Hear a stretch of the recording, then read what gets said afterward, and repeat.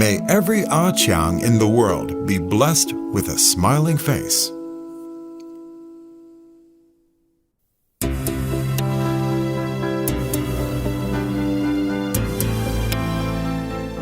Our school often has places under construction. Most of the workers are young, and the foreman often is an older man. Since birds of a feather flock together, the old foreman naturally likes to look for me and shoot the breeze with me, another old guy. It must have been about 4 years ago. One of the foremen, called Boss Zhao, came to my study and we gabbed about family things. He told me that he had not received much education, only graduating from elementary school. But both he and his wife were thrifty regarding living expenses, and they were able to send their 2 sons to college. Now they had no worries at all because the 2 sons had good work. In talking about studying, he suddenly asked me, "What is the meaning of 'the waves carrieth away thousands of gallons'?" For a moment I was struck dumb, for I discovered that he didn't know at all how to write the Chinese characters for this line of verse. He only knew how to say it. For some time, I used as many ways as possible to explain haltingly this line to him. Boss Zhao kept nodding his head as if he understood. Actually, I thought he probably understood little of it. I asked Boss Zhao where he had heard this expression.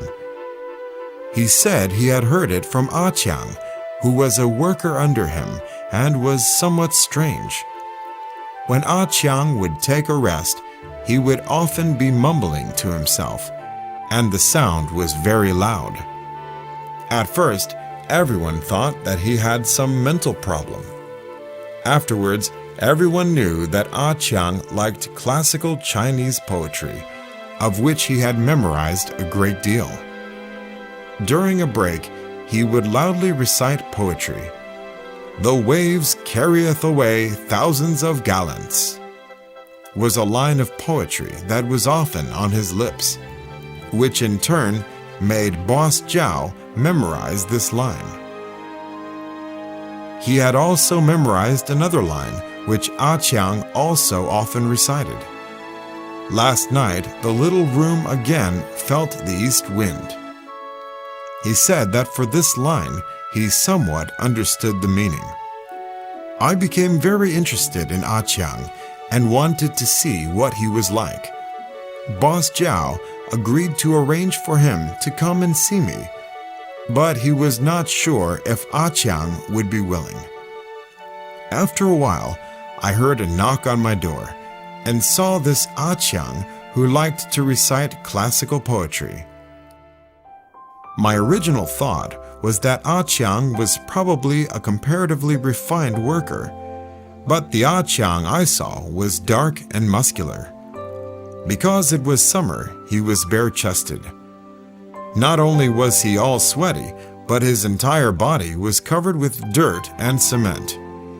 As for his expression, this is easy to describe. He had come most unwillingly. Even before he spoke, I knew that he wanted to say, "What the hell did you call me here for, you nasty old man?" I didn't wait for him to open his mouth and just asked him if he were Ah Chiang. He mumbled he was, and I asked him to come in and sit down. He himself felt very uncomfortable. On the one hand, it seemed that the air conditioning was a little too cold for him, and on the other, he was a bit afraid that he would dirty the chair in my study. At the beginning of our talk, it was all short answers to long questions. Even though I tried to do everything to get him to feel my engaging personality, he still appeared reluctant to talk. Then, suddenly, he saw the book "Let the High Wall Fall" on my desk and asked me if I were Li Jiatong. I said I was, and all of a sudden he became totally different. He said that in the 6th grade he had once won an award, and the prize was the book Let the High Wall Fall. From this book, he had learned about the Theresian Center in the town of Baoshan in Hsinchu County. He knew that I was a tutor there. One of the families in his neighborhood had all of their children at the Theresian Center, one of whom was my student. This little brat would brag about how good his grades were each time he returned home. Even though he was an elementary school student, his English was already very good. Ah Chiang asked me to turn down the air conditioning because he was all sweaty. It was very uncomfortable to have the cold air blowing on his sweat. He also said that he was already accustomed to working with the sweat pouring out of him like rain. It was most rare for him to have the chance for air conditioning. I did what I was told to do. Afterwards, he became a talking machine. The elementary school that Ah Chiang had gone to was in the town of Jianshi. He had an exceptionally good teacher who continually forced them to read much. As he thought of it, most likely all of the books for the class came out of the pocket of that teacher. This teacher also forced the students to memorize classical poetry. Because Ah Chiang was big for his age, the teacher made him the little teacher. All of the students had to recite poetry for Ah Chiang, so of course he had first to memorize the poem. Although there were not even 10 students in the class, he still had each time to listen to the recitation a number of times. As the time passed, he was able to memorize many poems. This teacher was responsible for Ah Chiang, who always performed very well in class, to love literature since his childhood. Unfortunately, when he was in the 6th grade, his father lost his life due to an accident at a construction site. And his mother took him and his little brother to the city to live. With this change, he suddenly realized the real meaning of poverty. On many occasions for supper, they only had rice and no vegetables to eat. The water and electricity at his home were often cut off, which then became a common occurrence. What hurt him the most was that he couldn't keep up with his classmates in studies, the most serious problem being English. As a child in the countryside, he simply didn't study any English in elementary school. When he started junior high school in the city, he didn't even know his ABCs. His classmates, however, already knew many English words. No matter what he did, he couldn't catch up, and he was always the last in the class for the weekly English quiz. The teacher always criticized him, and he was punished by having to stand in the corner for an hour. He discovered that his classmates' English was good, not because they were especially intelligent, but because their families were better off than his. Some classmates' parents knew English very well. Other classmates, if they didn't have an English tutor, went to a remedial school for English. His mother, however, didn't know a word of English, nor did any of his older generation. He didn't have any chance to go to a remedial school or get a tutor. For his first semester in junior high school, he still studied some English, but in the next semester, he gave up. Mathematics was also like this. He could only do the exercises in the textbook, but he couldn't do the questions on the examinations. Later, he discovered that the questions on the exams were actually in some supplementary reference books, but he didn't have any money to buy them. As a result, his math grades were not very good either. During the second semester of his first year, Ah Chiang gave up any hope of going on to high school. He knew that he had absolutely no hope of passing the exam for a public high school. As for a private high school, he wouldn't be able to pay the tuition. He therefore determined to find a job. At that time, even though he was a first-year junior high school student, he was tall and strong, which allowed him to find work on a construction site during the summer vacation. The foreman was Boss Zhao, who, when he learned that Ah Chiang had no father, treated him like his own son. Besides giving him a chance to work, he also carefully disciplined him. At that time, he was given a chance to sell pirated CDs on the street, which he did. When Boss Zhao found out, he scolded him forcefully. If he hadn't been so large, Ah Chiang probably would have been beaten. Fortunately, in this way, he wasn't caught by the police. He had a friend who's now serving in a reform school. His crime was breaking the copyright law. When he got this far, Ah Chiang couldn't cover up his anger, because he didn't understand why the police didn't go after the ones who made the pirated copies, but instead took it out on poor kids like them. Afterwards, Uncle Zhao always came up with a way to give him part-time work with a good salary. The only conditions were, he was not to learn anything bad, he was not to drink, smoke, or chew betel nut, he was not to fight, and he was especially not to have anything to do with gangs. Ah Chiang no longer had to go hungry, and the water and electricity were no longer cut off. Ah Chiang knew there was no chance of his going to senior high school, but his younger brother was still in elementary school, so he came up with a way to gather a little money to send his brother to remedial school. He discussed the matter with Uncle Zhao, who opened a bank account in which all the money he put there would be used for his brother's education. As Ah Chiang and I were talking, he said that his brother was now in the second year of junior high school and had no trouble whatsoever in his schoolwork. He was always among the top 3 of the class and would have no trouble getting into a famous senior high school. As for Ah Chiang, at 17, he was already a skilled cement worker. Boss Zhao taught him some special skills and made his pay more and more. Ah Chiang, of course, envied those of his classmates who had passed the exam for senior high school. One day, when he was working at a construction site, his classmates passed on bicycles and warmly called out to him. They stopped and talked with him.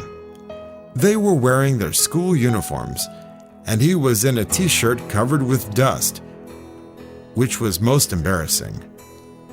He went once to a class gathering, but never went again. Even though his classmates were all nice to him, he was not all that comfortable. Even though Ah Chiang's English, math, and so on were not good, he still maintained interest in Chinese literature, often going to the school's library to read. He had read all of my books, which made myself very pleased, with the pride of an emperor. I immediately gave him some cakes and a cold drink to enjoy. I saw Ah Chiang off to his construction site. He didn't take the elevator, but the steps. I saw that he was barefooted. As we were walking down the steps, Ah Chiang said he hoped that I could establish an agency whose job would be to find tutors for poor kids.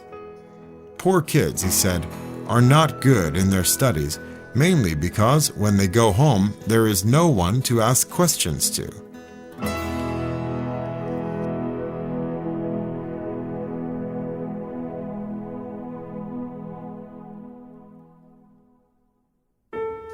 Even though I agreed to take care of Ah Chiang's suggestion, At that time, I thought to myself, how could I ever be able to set up such an agency unless I ran into a philanthropic, wealthy person? Quite incidentally, a wealthy man with a good heart came to see me.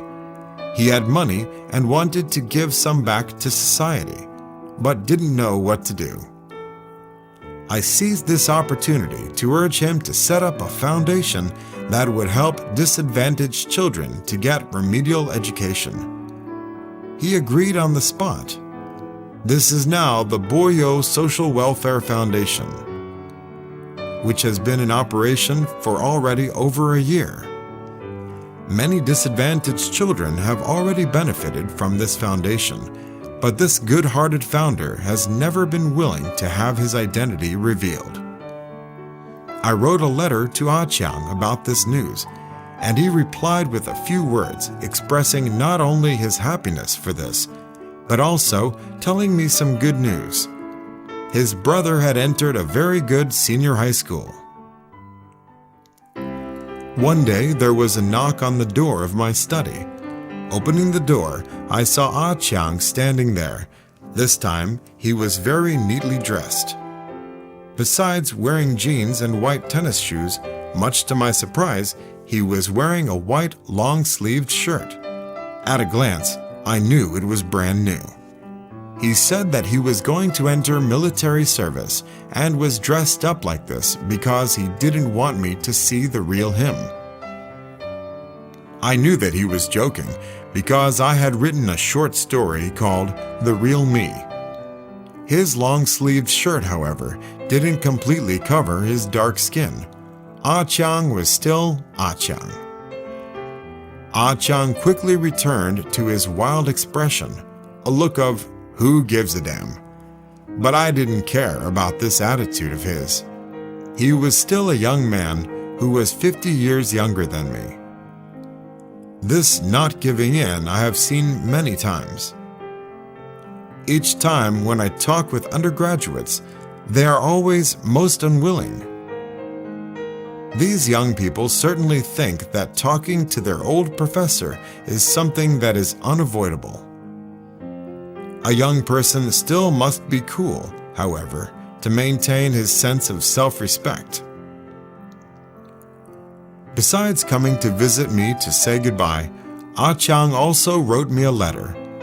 When I opened it, there were a few thousand NT in it, a donation for the Boyo Foundation. There was also one sheet on which was written, "May every Ah Chiang in the world be blessed with a smiling face." Fortunately, I knew that this was from Tu Fu's poem. If I could get houses with thousands of rooms, every poor scholar in the world would be blessed with a smiling face. When I thanked him, tears were streaming down my eyes. This very good-natured child was not able to advance to senior high school simply because his family background was not good.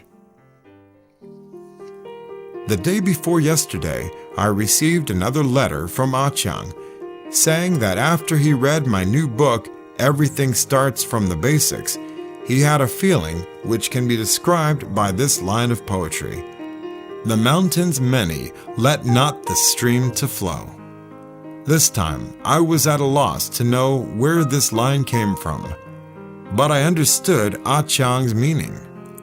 I immediately went to ask a teacher from the Chinese department about this line, and he gave me a copy of the entire poem. "The mountains many, let not the stream to flow. Day and night the blackened stream laments. Upon reaching the bottom of the mountains, a river magnificent appears by the village." I then thought of that dark-skinned young man, whose words were always few in explanation and answer. He was forever not giving a damn, but there was no generation gap between us. I understood him, and he me.